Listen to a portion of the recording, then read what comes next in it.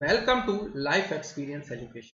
मैं हूं प्रवीण कुमार शर्मा और हम इस सीरीज में पॉलिटी को स्टार्टिंग से एंडिंग तक क्वेश्चन सीरीज के माध्यम से कंप्लीट कर रहे हैं। और जो लोग पॉलिटी को अभी तक नहीं पढ़े हैं वो भी क्वेश्चन सीरीज के माध्यम से इसको इजीली कंप्लीट कर सकते हैं, क्योंकि इसमें हम सारे इंपॉर्टेंट फैक्ट्स को डिस्कस करते हुए क्वेश्चंस को सॉल्व कर रहे हैं। आप सभी साथ साथ में लेक्चर के क्वेश्चन सॉल्व करते चलें और लेक्चर के बाद में हमें कमेंट सेक्शन में जरूर बताएं कि आपने कितने आंसर सही किए हैं। तो स्टार्ट करते हैं पार्ट 6 को बिना किसी देरी के साथ। The constitution of India does not clearly provide for the freedom of press but this freedom is implicit in the article. यानी भारत का संविधान स्पष्ट रूप से प्रेस की स्वतंत्रता के लिए प्रावधान नहीं करता है, लेकिन यह स्वतंत्रता अनुच्छेद में निहित है। तो इसका जो राइट आंसर है वो है 19(1)(a। और उसको पढ़ा कैसे जाता है 19 क्लॉज 1 सब क्लॉज ए। तो इसका राइट आंसर हो जाएगा ए। अब इसके बारे में जो आर्टिकल 19 है इसके बारे में हम जान लेते हैं। तो ये पहले तो हमारे मौलिक अधिकारों में आता है, फंडामेंटल राइट्स में आता है। फंडामेंटल राइट्स जो थे वो आर्टिकल 12 से 35 यानी कि 12 to 35 में आते हैं फंडामेंटल राइट्स। और ये जो आर्टिकल 19 to 22 ये आते हैं राइट टू फ्रीडम। यानी कि मूल संविधान में 7 तरह की स्वतंत्रता का उल्लेख था, अब सिर्फ 6 बचे हैं। तो 6 क्यों बचे हैं पहले तो ये बारे में हम डिस्कस करेंगे। जो article 19 clause 1 sub clause F जो संपत्ति का अधिकार था यानी कि राइट टू होल्ड प्रॉपर्टी था, वो 44th यानी कि 44वां संविधान जो संशोधन हुआ था 1978 के द्वारा इसको हटा दिया गया था। तो उसके बाद जो 6 बेसिक फ्रीडम्स बचे हैं यानी कि 6 तरह की स्वतंत्रता का अधिकार है। अब इसमें हमें डिसाइड करना है कि ये जो है प्रेस की स्वतंत्रता यानी कि फ्रीडम ऑफ प्रेस ये किस में आता है। तो फर्स्ट आता है 19(1)(a। इसमें है freedom of speech and expression यानी कि बोलने का अधिकार। ये जो 6 बेसिक फ्रीडम्स है यानी कि 6 बेसिक फ्रीडम है स्वतंत्रता के अधिकार है, उसमें फर्स्ट है freedom of speech and expression यानी कि बोलने का अधिकार। सेकंड है फ्रीडम टू असेंबल पीसफुली यानी कि हम शांतिपूर्ण ढंग से बिना हथियारों के एकत्रित हो सकते हैं और सभा करने की ये स्वतंत्रता देता है हमें संविधान। फिर आता है 19 क्लॉज 1 सब क्लॉज सी यानी कि फ्रीडम टू फॉर्म एसोसिएशन यानी कि हम संघ बना सकते हैं, संघ बनाने की हमें स्वतंत्रता है। उसके बाद आता है 19 clause 1 sub clause D freedom of movement यानी कि देश के किसी भी क्षेत्र में आवागमन की स्वतंत्रता हमें दी गई है। उसके बाद आता है ई यानी कि जो 5th पार्ट है फ्रीडम ऑफ सेटलमेंट यानी कि देश के किसी भी क्षेत्र में निवास करने की स्वतंत्रता यानी कि वहां पर बसने का हमें स्वतंत्रता है। पहले ये अपवाद था जम्मू एंड कश्मीर यानी कि जम्मू एंड कश्मीर में हम दूसरे स्टेट के लोग वहां पर जाकर बस नहीं सकते थे, पर अब ये आर्टिकल 370 हट गया है, उसके बाद ये भी पॉसिबल है। उसके बाद आता है एफ तो हट गया है संपत्ति का अधिकार राइट टू होल्ड प्रॉपर्टी, इसको 44वें संविधान संशोधन में हटा दिया गया है। तो जी आता है 19 क्लॉज 1 सब क्लॉज जी यानी कि right to follow profession of choice except certain areas जिसमें कि गवर्नमेंट काम करती है यानी कि कोई भी व्यापार एवं जीविका चलाने की स्वतंत्रता हमें दी गई थी। अब ये जो 6 बेसिक फ्रीडम्स थे उसमें जो पहला था 19(1) clause 1 sub clause A freedom of speech and expression बोलने का अधिकार, ये आता है प्रेस के यानी कि प्रेस की स्वतंत्रता फ्रीडम ऑफ प्रेस में आता है। तो जो प्रेस की स्वतंत्रता का वर्णन किया गया है वो article 19 clause 1 sub clause A में ही है। तो ए इसका हो गया इस तरह से राइट आंसर। नेक्स्ट क्वेश्चन की तरफ चलते हैं। ये लिस्ट दी गई है एक और साथ में उससे रिलेटेड कोड्स दी गए हैं, तो उसका मिलान हमें करना है यानी कि मैच द फॉलोइंग टाइप का ये है। तो आर्टिकल्स दिए गए हैं आर्टिकल 54, 75, 155 और 164 और इनके सामने ये चुनना है। तो हमने कल बात करी थी कि जो आर्टिकल 54 है ये किसके अंतर्गत आता है। तो आर्टिकल 54 है ये आता है election of the president of India यानी कि भारत के राष्ट्रपति का चुनाव। क्योंकि हमने 52 की बात की थी, वो आता था प्रेसिडेंट, उसके बाद 54 आता है भारत के प्रेसिडेंट का चुनाव यानी कि election of president of India, और 61 भी हमने कल देखा था, तो वो था इम्पीचमेंट ऑफ द प्रेसिडेंट, यानी कि जो महाभियोग होगा राष्ट्रपति पर वो किस तरह से होगा।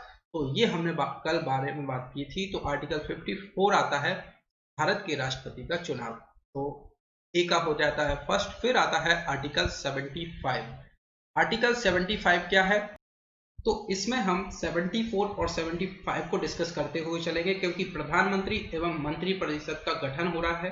तो आर्टिकल जो 74 है उसके अनुसार क्या होगा, राष्ट्रपति को उसके कार्यों के संपादन व सलाह देने हेतु एक मंत्रिपरिषद होगा, जिसका प्रधानमंत्री होगा, यानी कि जिसका जो प्रधान होगा प्राइम मिनिस्टर होगा। उसके बाद आता है आर्टिकल 75, यानी संविधान के अनुच्छेद 75 के अनुसार प्रधानमंत्री की नियुक्ति राष्ट्रपति करेगा और अन्य मंत्रियों की नियुक्ति राष्ट्रपति प्रधानमंत्री की सलाह पर करेगा। तो ये बोलता है आर्टिकल 75, यानी कि संघ प्रमुख की नियुक्ति मंत्री और मंत्रिपरिषद, यानी कि appointment of union, prime minister and council of minister, यानी कि राष्ट्रपति करेगा नियुक्ति प्रधानमंत्री की और प्रधानमंत्री की सलाह पर अन्य मंत्रियों की नियुक्ति भी राष्ट्रपति करेगा। तो ये बोलता है आर्टिकल 75, यानी कि other provisions as to minister. उसके बाद आता है आर्टिकल 155। तो इसमें होगा आर्टिकल जो 155 है वो है अपॉइंटमेंट ऑफ द गवर्नर, यानी कि राज्यपाल की नियुक्ति। और उसके बाद है आर्टिकल 164। तो 164 क्या बोलता है इसके बारे में भी हम पहले डिस्कस करेंगे 163 को। तो ये 163 है council of minister to aid and advise the governor. जैसे कि 74 था council of minister to aid and advise the president, ऐसे ही गवर्नर को सलाह देने के लिए उसके जो काउंसिल ऑफ मिनिस्टर को चुना जाएगा। तो ये था 163। अब 164 क्या है, राज्य के मुख्यमंत्री और मंत्रिपरिषद की नियुक्ति, यानी कि appointment of state chief minister and council of minister. तो 74 प्रधानमंत्री की नियुक्ति के ऊपर बात चल रही थी, और 63 और 64 में क्या चल रहा है, चीफ मिनिस्टर, यानी कि स्टेट मिनिस्टर जो होगा चीफ मिनिस्टर और उसके जो काउंसिल ऑफ मिनिस्टर होंगे उसकी नियुक्ति की बात हो रही है। तो ये जो लिस्ट है ABCD उसका करेक्ट सिक्वेंस दिया गया है 1 2 3 4, यानी कि इसके सामने ऐसा आ जाएगा। ये कोड दिए गए हैं, ए का 1, बी का 2, सी का 3 और डी का 4। तो ए इसका हो जाएगा करेक्ट आंसर। नेक्स्ट क्वेश्चन की तरफ बढ़ते हैं।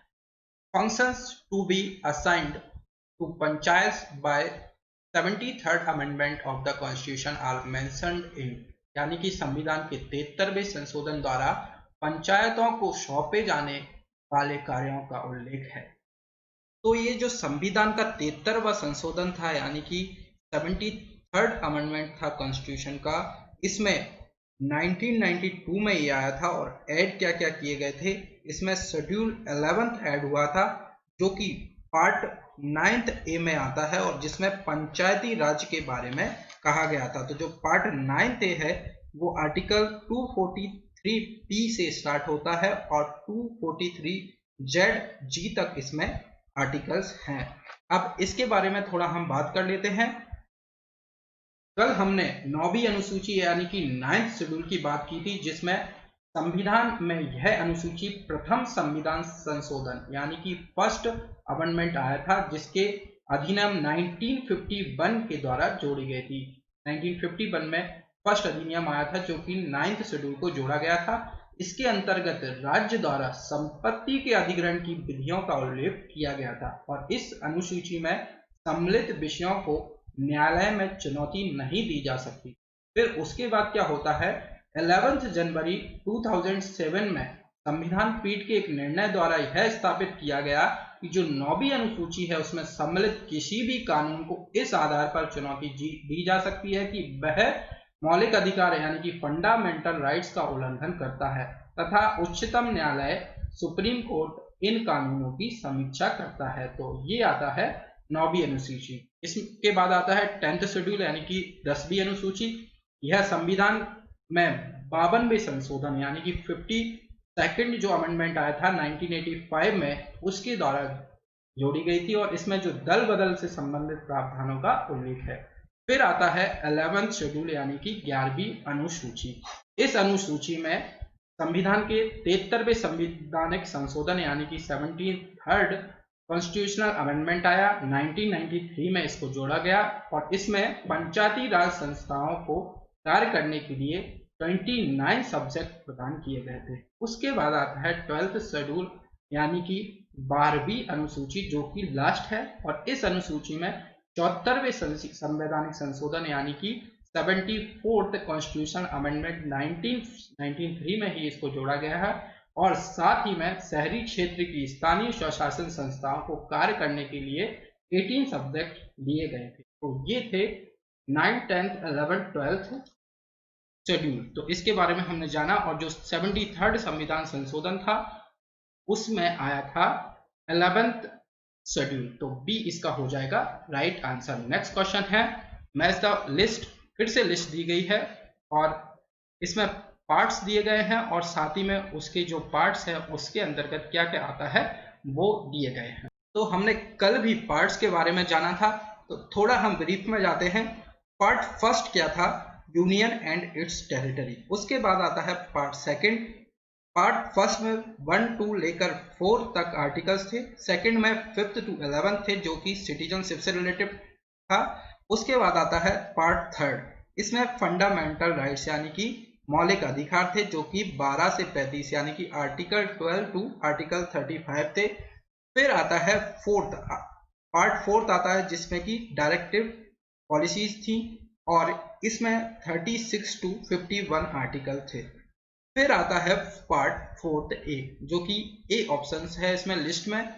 पार्ट फोर्थ ए है द फंडामेंटल ड्यूटीज यानी कि मौलिक कर्तव्य, और हमारे कुछ मौलिक कर्तव्य हैं वो भी हम डिस्कस करेंगे। तो ये आते हैं पार्ट फोर्थ ए में, और ये जो आर्टिकल है 51 ए है पार्ट फोर्थ ए में। फिर आता है पार्ट 6 आता है, पार्ट फिफ्थ आता है।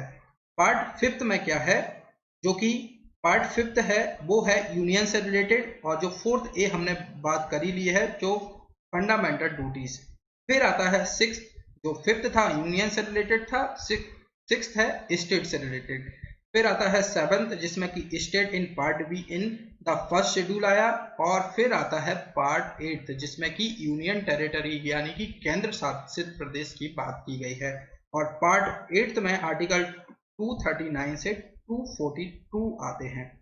उसके बाद आता है पार्ट 9th, और 9th है पंचायत जो कि अभी इस क्वेश्चन से पहले हमने डिस्कस किया है।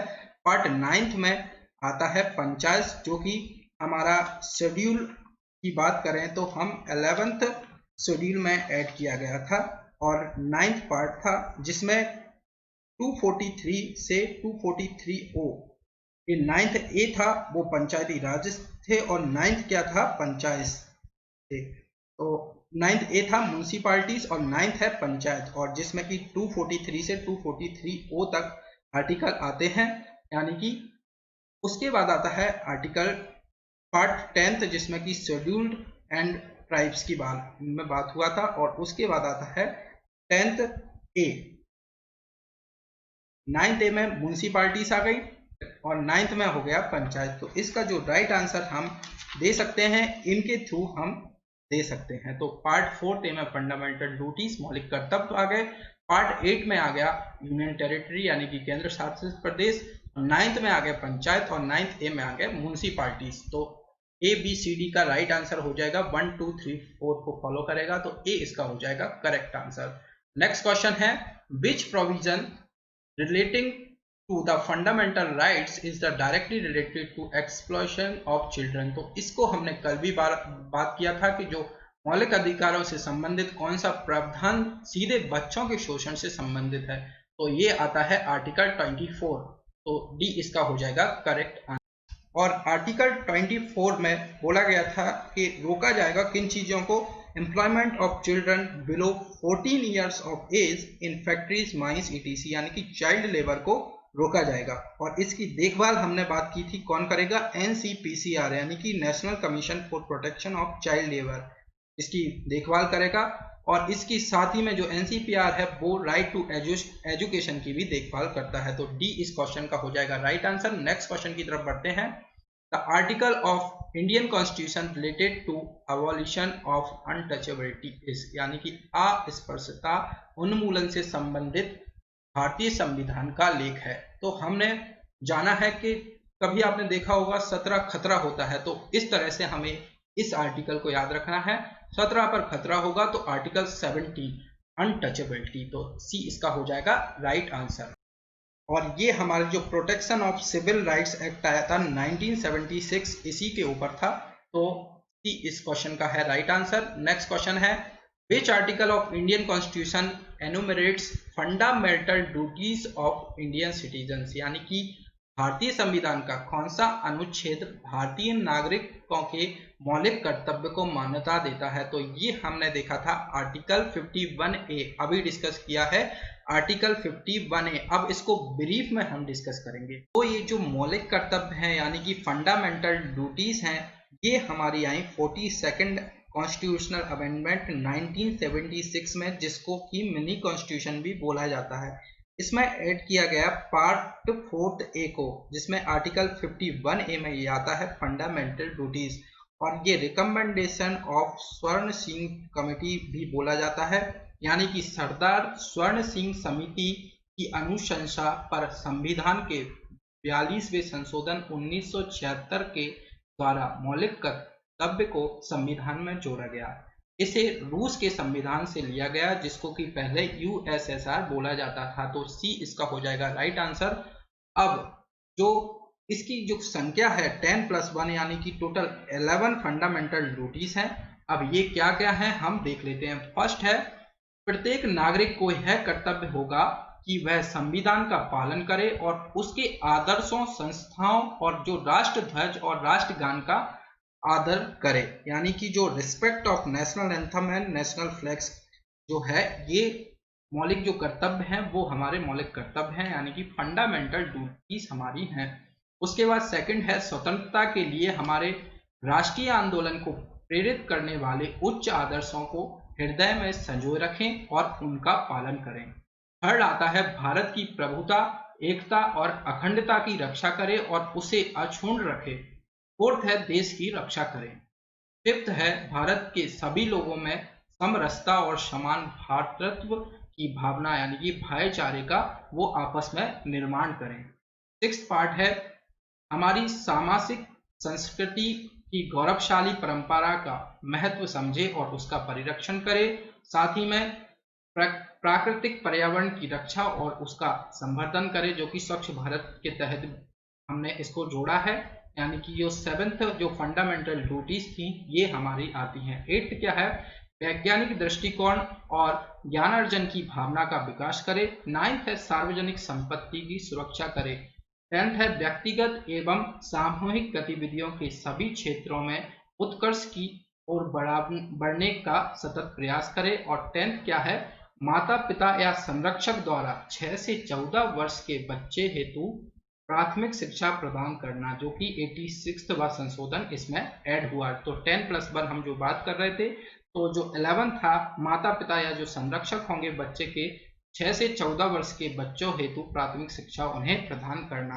तो ये थी हमारी फंडामेंटल ड्यूटीज, जिसमें कि नेशनल एंथम, नेशनल फ्लैग का हमें रिस्पेक्ट करना है, उसे के साथ ही जो हमारी धरोहर हैं उनको भी हमें बचाना है, यानी कि जो सार्वजनिक संपत्ति है उनको सुरक्षित करें, उन पर कचरा ना करें।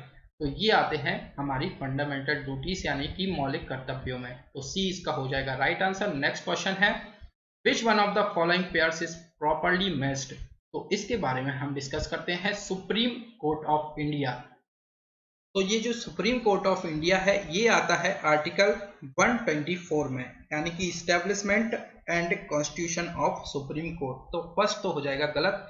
फिर है यूनियन पब्लिक सर्विस कमीशन, तो जो public service commission for union and for the state है ये आता है आर्टिकल 315 यानी कि 315 में। और जो अटॉर्नी जनरल है यानी कि अटॉर्नी जनरल ऑफ इंडिया ये आता है आर्टिकल 76 में। तो ये तीन तो गलत हो जाते हैं। अब ये जो इलेक्शन कमीशन ऑफ इंडिया है ये आता है आर्टिकल 324 में, तो ये हो जाएगा राइट। तो बी इसका हो जाएगा राइट आंसर। नेक्स्ट क्वेश्चन है बाय विच नेम या names is our country mentioned in the constitution, यानी कि संविधान में हमारे देश का किस नाम से उल्लेख किया गया है। तो ये जो उल्लेख है भारत, इसका नाम जो है ये है पार्ट फर्स्ट में इंडिया एंड इट्स यूनियन, और पार्ट फर्स्ट के आर्टिकल फर्स्ट में ही इसका नाम क्लियरली दिया गया है कि India that is Bharat shall be a union of state, यानी कि ये संघों से बना हुआ है, राज्यों का संघ है, और इंडिया दैट इज भारत। तो इंडिया और भारत ये दोनों इसका नाम है, ना कि हिंदुस्तान। तो ए इसका हो जाएगा राइट आंसर। नेक्स्ट क्वेश्चन है the constitutional status has been given to panchayat under article, यानी कि अनुच्छेद के तहत पंचायतों को संवैधानिक राज्य दिए गए हैं।